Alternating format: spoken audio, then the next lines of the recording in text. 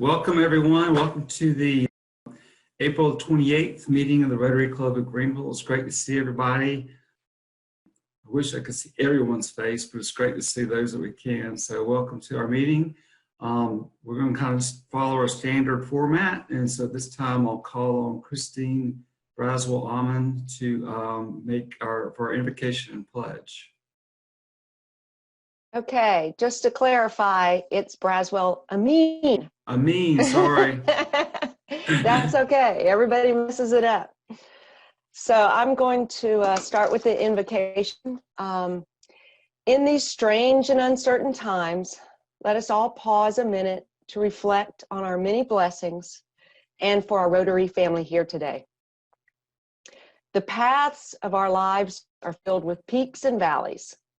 When we are on top of our peaks, we become so self-satisfied that we tend to ignore the things of importance. When we are in a valley, we feel a sense of abandon and again can focus only on what is directly ahead. Let us remind ourselves, as we are reminded by the nature around us, that above the tree line, the mountaintops are barren, and only in the valleys can we find the opportunity for true growth.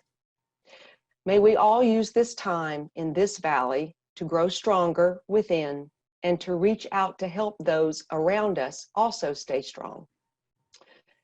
The great redwood trees of Northern California are able to grow tall and strong because they grow in small groves and their roots become so intertwined below the ground that they can withstand harsh winds and weather.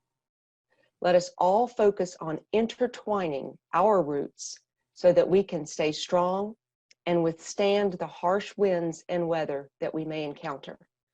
Amen. Now we're going to do the Pledge of Allegiance. I am going to share.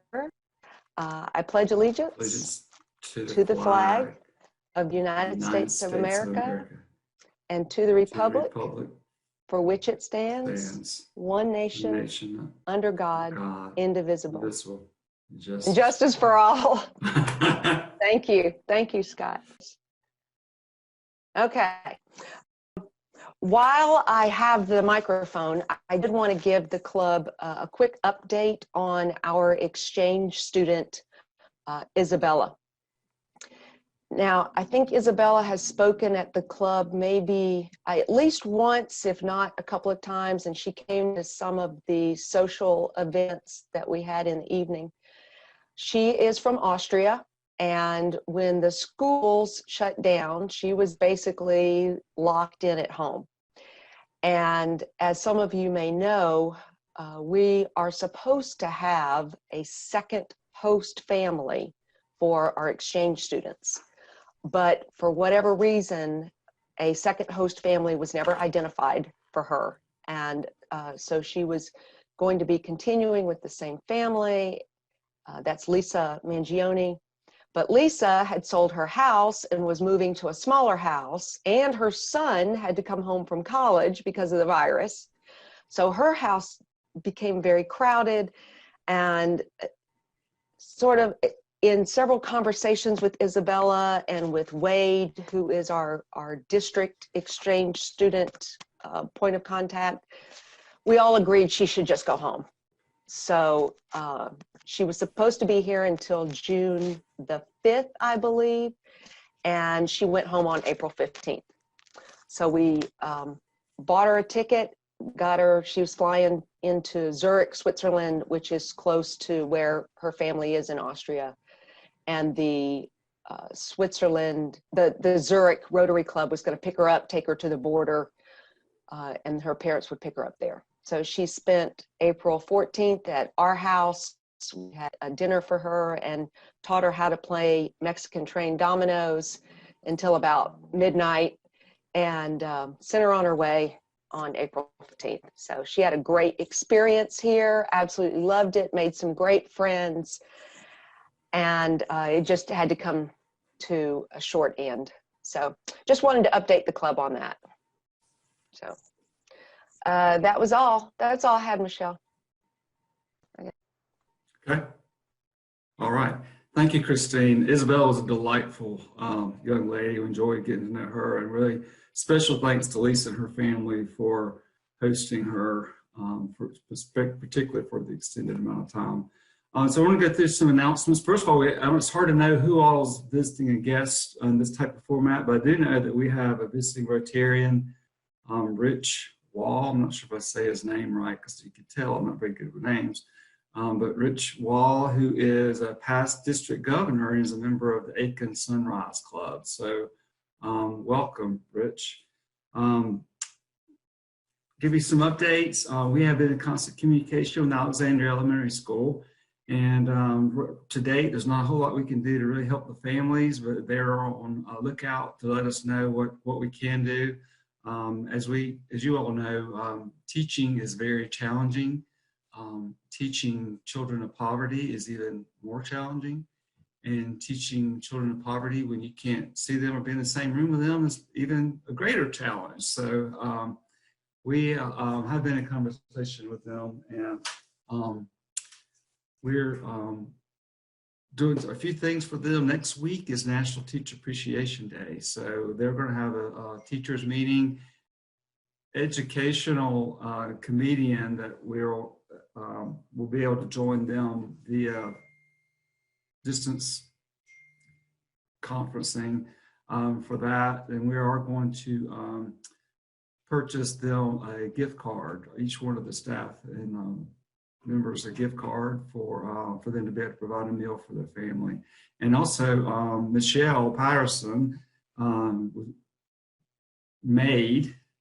sewed for them 50 face masks for them to be able to, the teachers are up there at the school one day, and they'll be handing out books. And so they'll be able to provide protection for themselves. So that's great. Thank you to everybody for doing that. So that's up there in Alexander. We'll continue to let you know.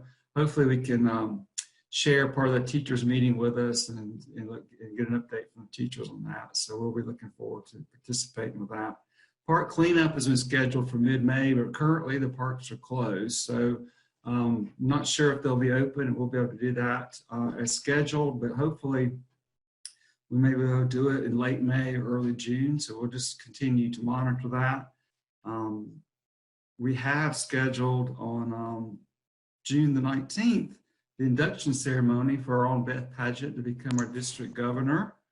And so there's a meeting next Monday for them to really talk about that, whether they'll be able to proceed with that or how that's going to work. So look for information upcoming on that in the newsletter. So it won't be next Monday's newsletter, but the following Monday's newsletter on where we stand on that. But I sure hope we can celebrate Beth's induction.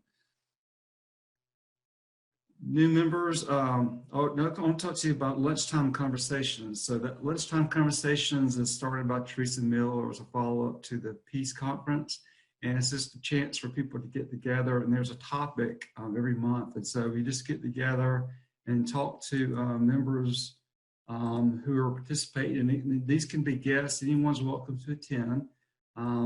It'll be a Zoom meeting, and if we have enough people, that she can break it into different groups so we can have smaller groups. The way it works is they give you a topic of conversation, and there's some ground rules you go through, and it's a really chance to kind of get to know people, hear other people's thoughts, work on your listening skills, as well as your communication skills. And the next meeting is on May the 5th. And you log in at 11:45. It just goes to 1. And so the topic is the coronavirus. And it's alone, solitude, or isolation. I'm going to read it to you because it's a very timely topic, and I look forward to discussing it. It says, our social nature is part of our humanity. People tend to like being with other people, and many of us need other people in order to be healthy and happy. The feeling of being alone can weigh heavily on an individual. Yet for some people, solitude is tranquil, relaxing, and even spiritually rewarding. The current need to physically isolate ourselves from others is putting limits on our social connection. While we're being cast off from outside daily connections, some of us are also sharing living space with others and not having the amount of time and space between us that we're used to. What is this experience like for you. So I think that's a great topic for conversation, and I hope you can join us. I look forward to doing that. I will have to say I'm a big introvert, but I do like going out and doing stuff, and this house is getting very small for me to be working at home with my family. So I can't imagine what life is like with some of you extroverts out there. Also, I want to tell you that if we've not been able to have Discover Rotary because we haven't been able to get together, but if you know of someone who's interested in Rotary, you can put them in connection with us, and we'll be happy to do a one-on-one via Zoom or some other type of meeting, answer any questions that people have about Rotary. I know that in this time of this unusual period that we're in, it's really hard to think about maybe joining clubs, but you know, a lot of big people are suffering. But Rotary was established as a social network, and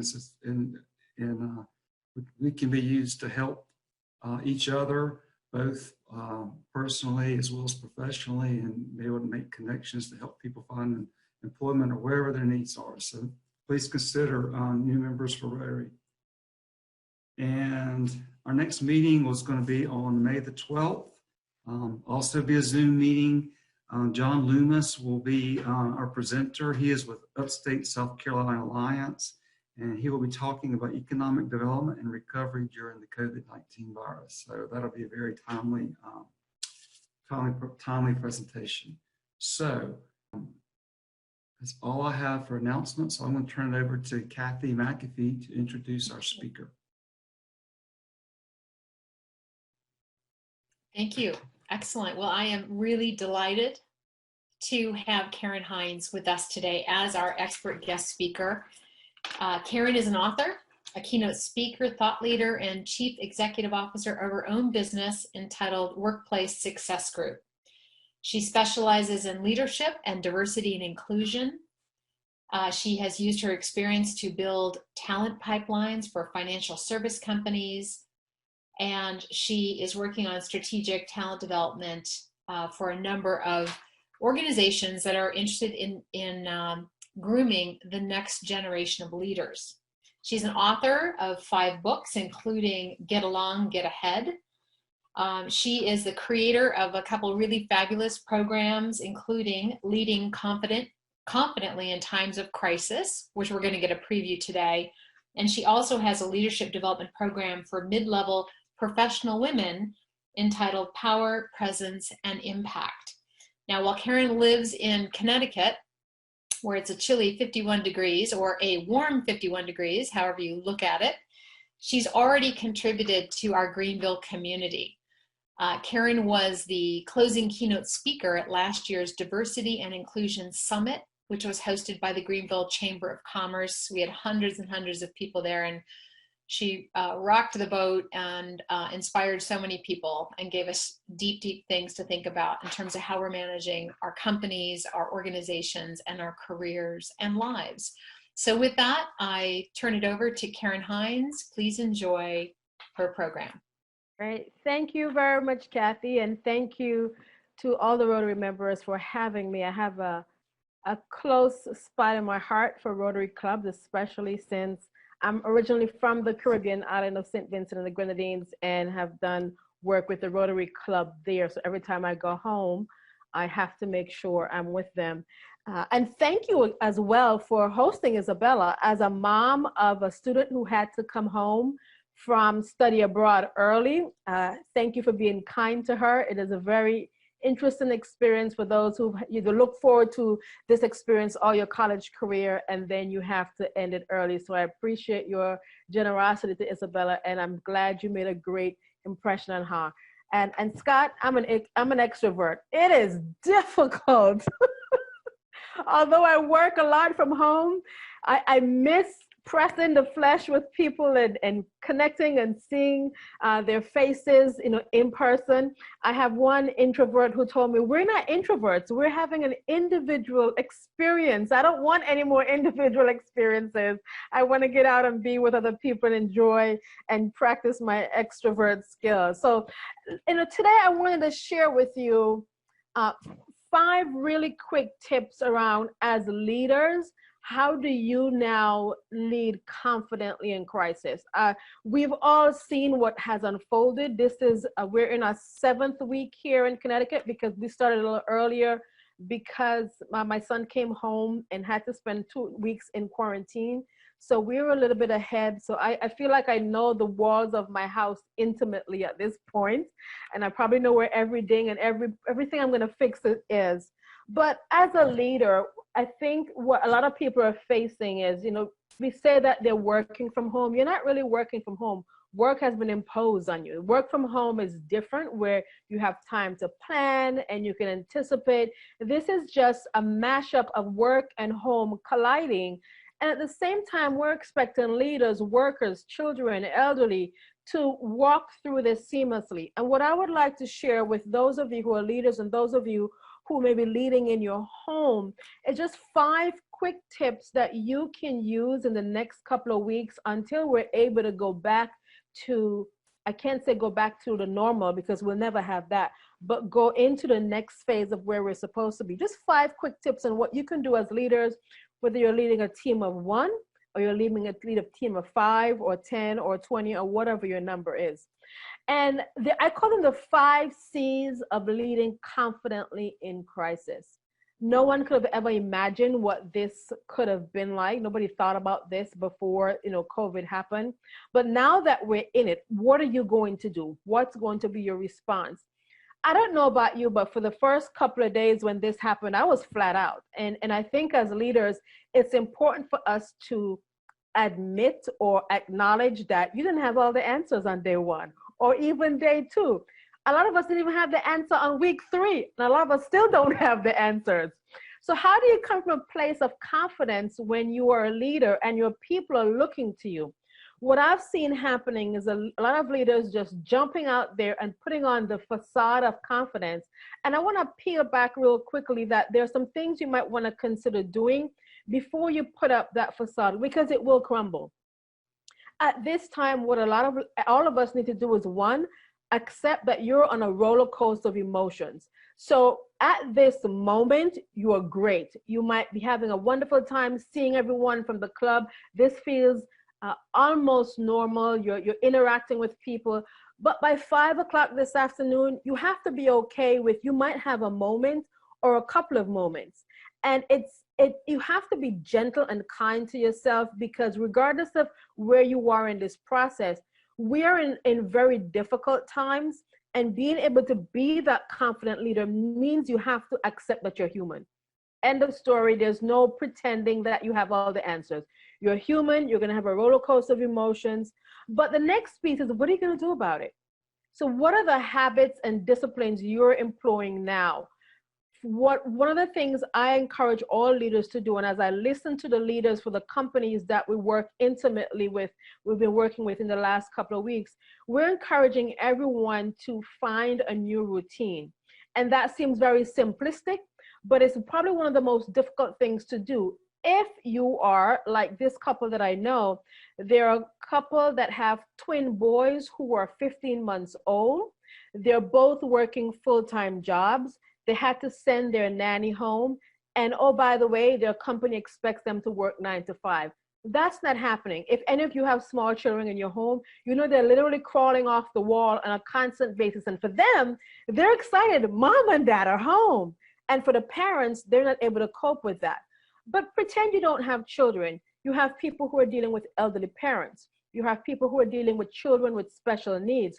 And if you have no parents to think about and you have no children, you have single people who live on their own, who are also trying to figure out, how do I navigate this new normal when I'm by myself? So it doesn't really matter what your situation is. What are the habits and disciplines, routines that you're going to engage in order to move forward?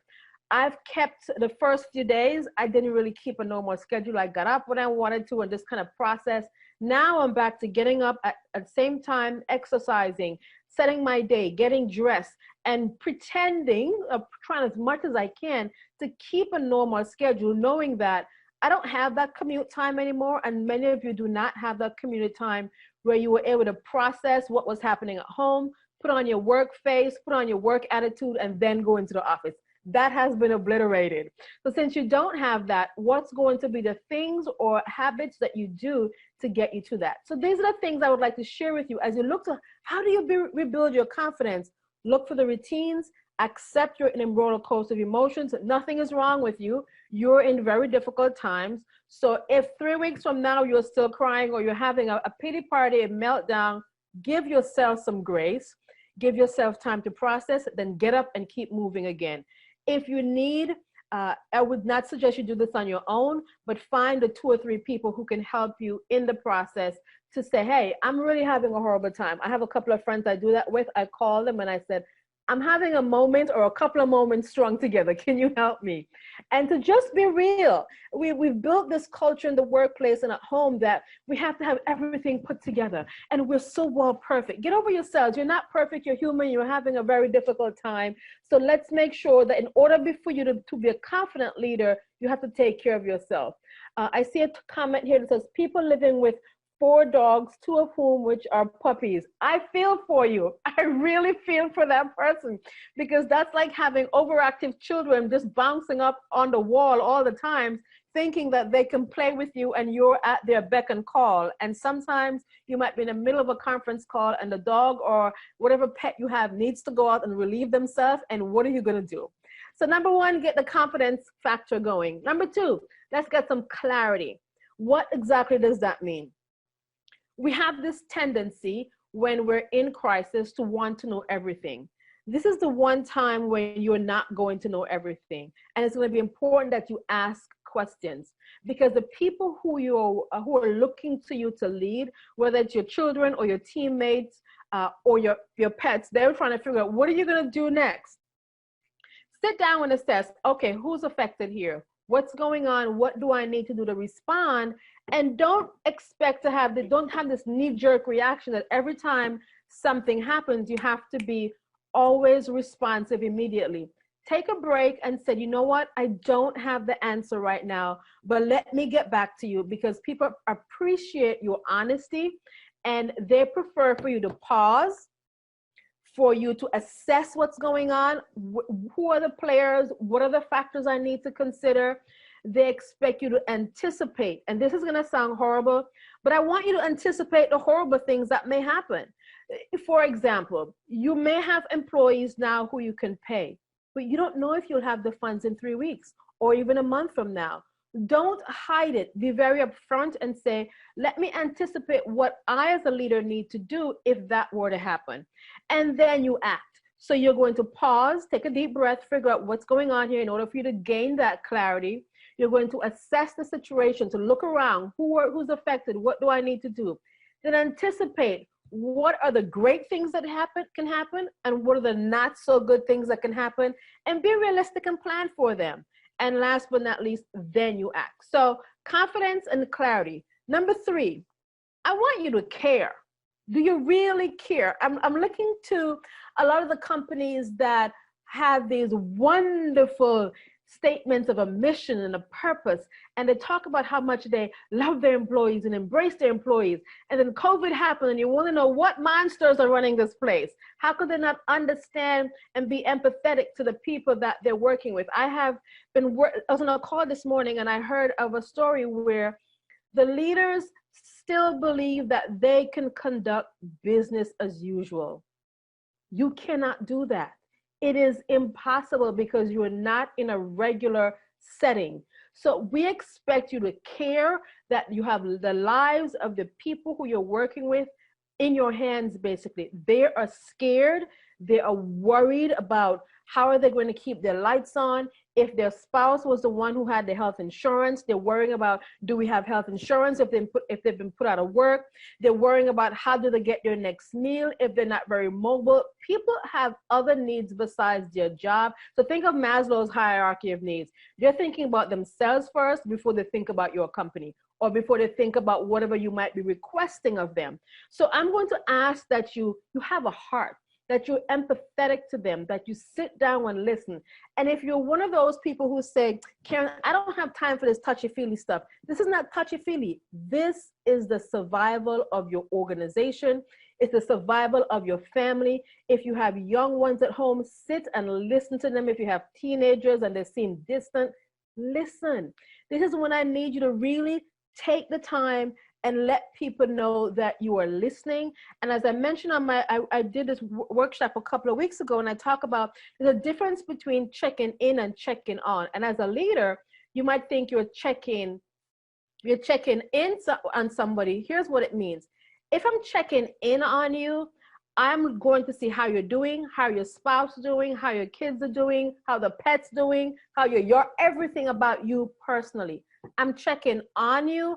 I'm seeing how the project is going, and where are you going to meet the deadline? Do we have enough money in the budget? It's work related. I was with an organization. I was talking to the CEO, and what they were doing, they were starting their meetings right away and just running. I said, stop that. You have to take a few moments before the meeting, or do it as a separate call, and really touch bases. How are you doing? How are you coping? What's going on? So people know that you are living that mission statement that you wrote in your company's mission, values, and goals, and let them know that you really are taking stock of what's going on, and it's important to you that you know where they are. Hold frequent updates, meet with them, let them know what you're doing.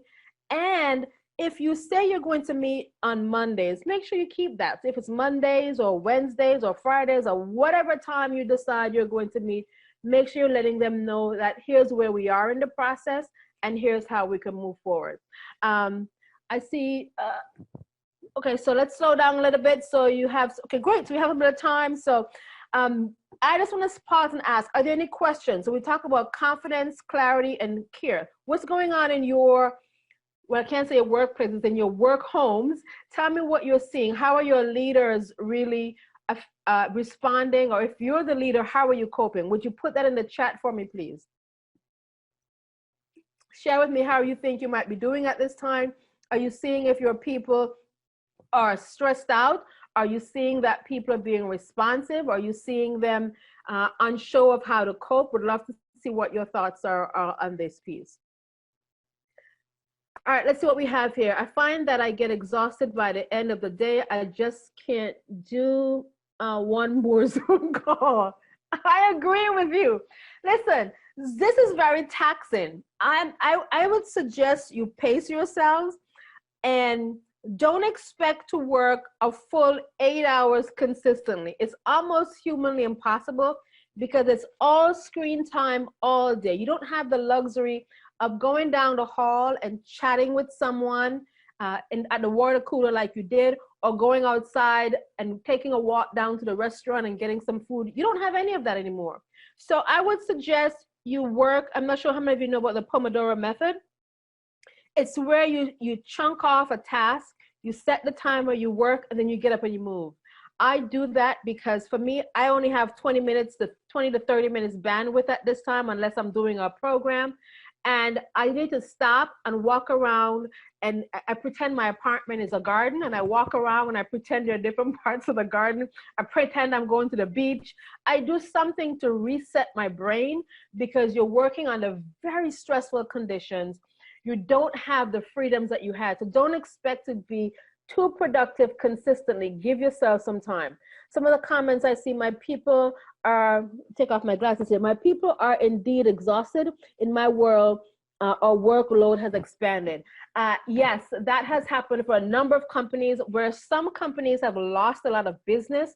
Other companies have accelerated. So if you're in the healthcare field, if you're in the banking field, I have my sister, actually, she's now working 7 days a week because she works for a bank that's processing some of those loans. She's getting orders at 1, 2, 3 o'clock in the morning. So for her, she's not experiencing what a lot of us are experiencing, feeling isolated. If anything, she's feeling exhausted because it's Zoom meeting upon requests and everything else that her company wants. Let's see what else is coming in here. My husband usually travels a lot for work, speaking at conferences, etc. So staying at home is driving him crazy. I'm still going to work most days, and it's different for me. I feel for your husband as a speaker, because he's probably an extrovert, and he gets his adrenaline rush, he gets his emotional feed from not just sharing his expertise, but seeing the light bulb in people come alive. So it's gonna need a little bit of extra patience. I see I'm working with people to help The food banks conducted a Zoom seminar on CARES Act market volatility last Sunday to help community. I walk, play tennis twice a week, golf once a day. That's great. We have to really go back and think about what's going to keep us sane. And I don't care how well conditioned you are. It doesn't matter how well put together you think you are. I need us all to recognize that, one, we're all dealing with this very differently. We all have different expectations and we all have different circumstances. Some people are actually producing more because they feel threatened about their jobs. So they're trying to overproduce to demonstrate their value to the organization. So be mindful of that as well. I see, with you, Kristen, my husband usually travels a lot. Yeah, so all the spouses who are now having their spouse come back home, you're thinking, who is this person? It's time for you to go back out now. I love you, but I need my space. And I have one woman say, I have to find a project outdoors so we don't drive each other crazy. So you're dealing with that in addition to the stresses of work as well. So I want to move on to the next point I have, which is communicate. So thank you, and keep those comments coming. I will continue to read them as I go through the next point.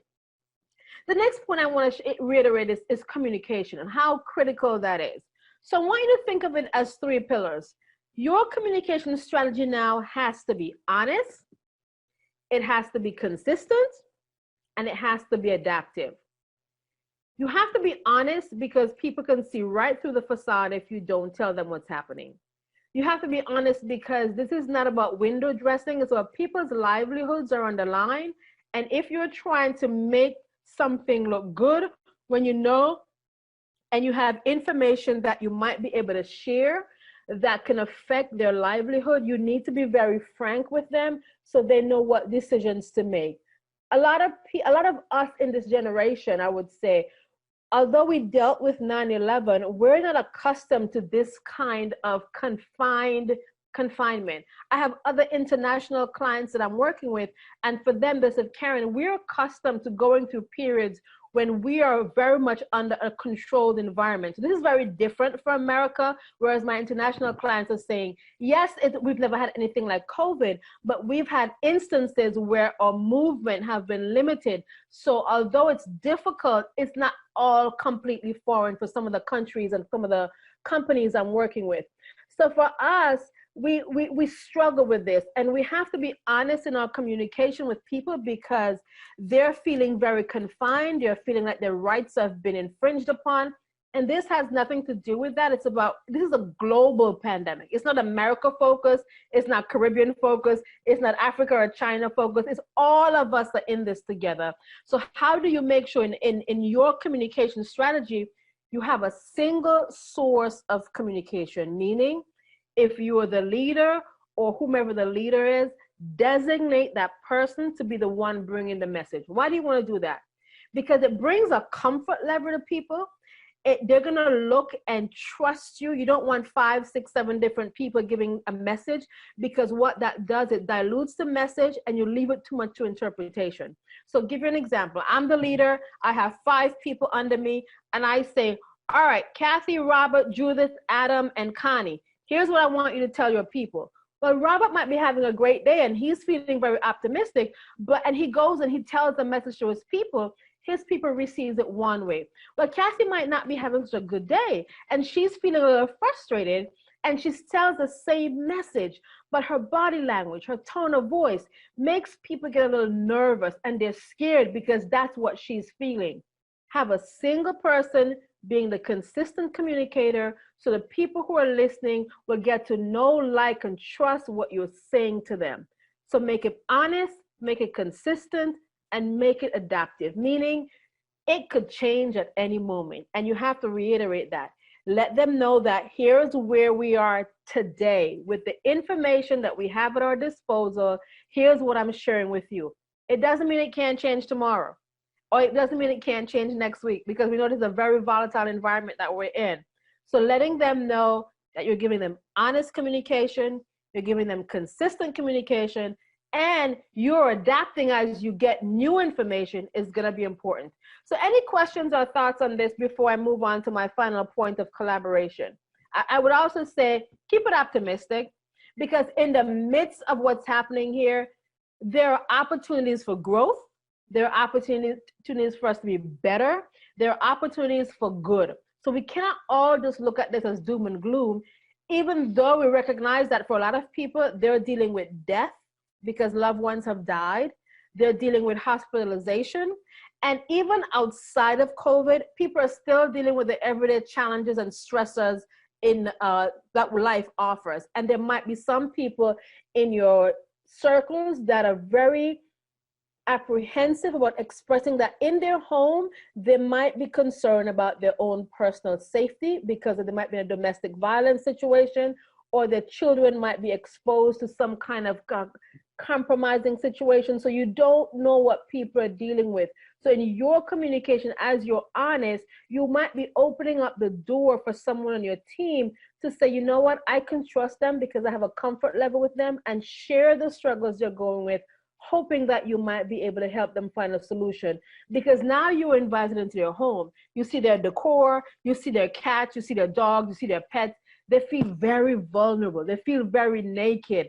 So you have to be careful that you use that information in a way that is helpful and not in a way that's combative. I'm not sure if you saw on Twitter that somebody thought it was a good idea to critique some of the newscasters' home. That's cruel, because it may seem funny, but that's why people are concerned sometimes about not turning on their cameras when they're in these Zoom meetings, because they don't want to see where they are, and they don't feel comfortable at their environment, or it might just be noisy. So just be mindful of that.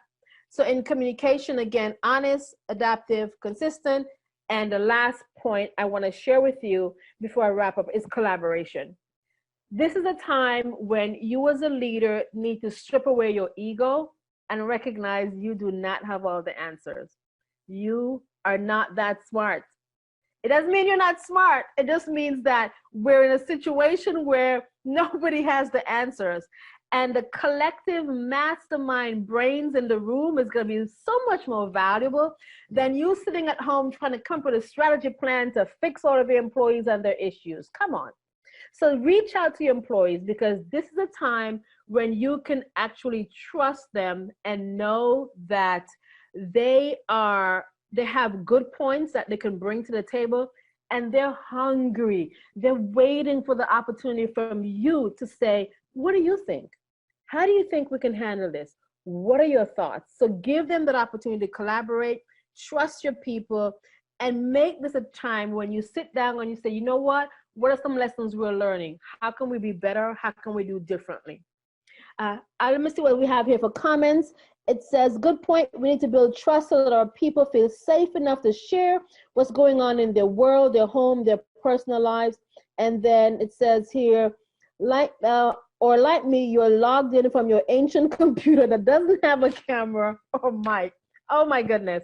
Yes, I'm so sorry you're on an ancient computer and you don't have some of the amenities that we've all grown accustomed to from terms of camera and a mic. It says, I agree.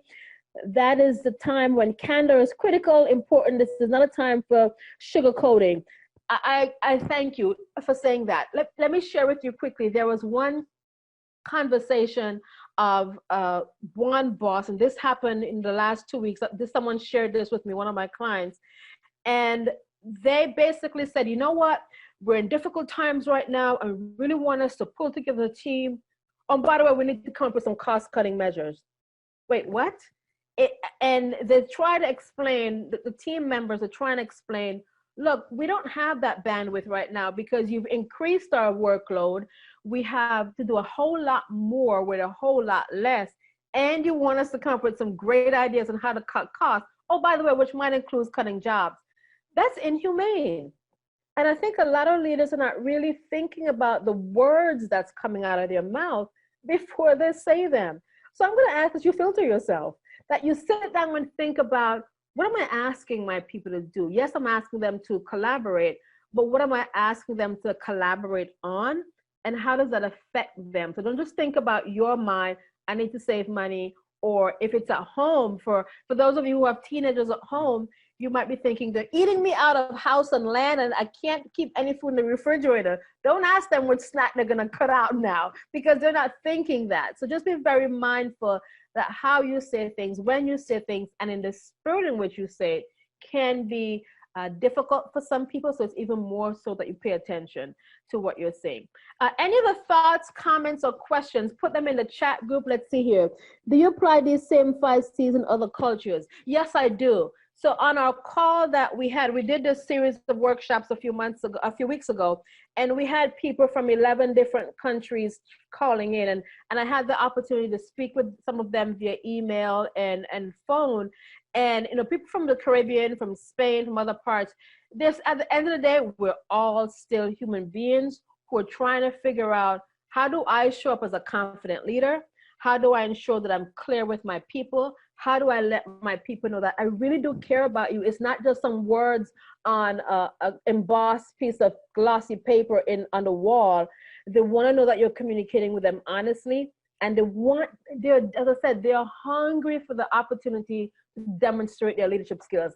Out of this whole COVID-19 situation that we're living in, you're going to see people who you thought were leaders absolutely shrink under the heat of the pressure and the frustration. And people who you might have underestimated, they're going to bloom because they were just waiting for this opportunity. So while it seems very difficult, and it is, while it's life or death for some people, and that is where we are, it's also still chock full of opportunity for growth and improvement, and for people to go into a new level of performance, knowing that there's no going back to what we had. It's just a new normal that we have to craft. And that's what I have to share with you. I do have to let everyone on the call know that I am offering a free copy of my book called Get Along, Get Ahead, 101 Courtesies for the New Workplace. We've made it available on our website it's downloadable. Just go to KarenHinds.com, HINDS.com, and you'll be able to download the book from our website there. And in a week, I'd love to check back in and see how you're all doing. Send you a quick email and just check in and see how you're doing and share some additional information.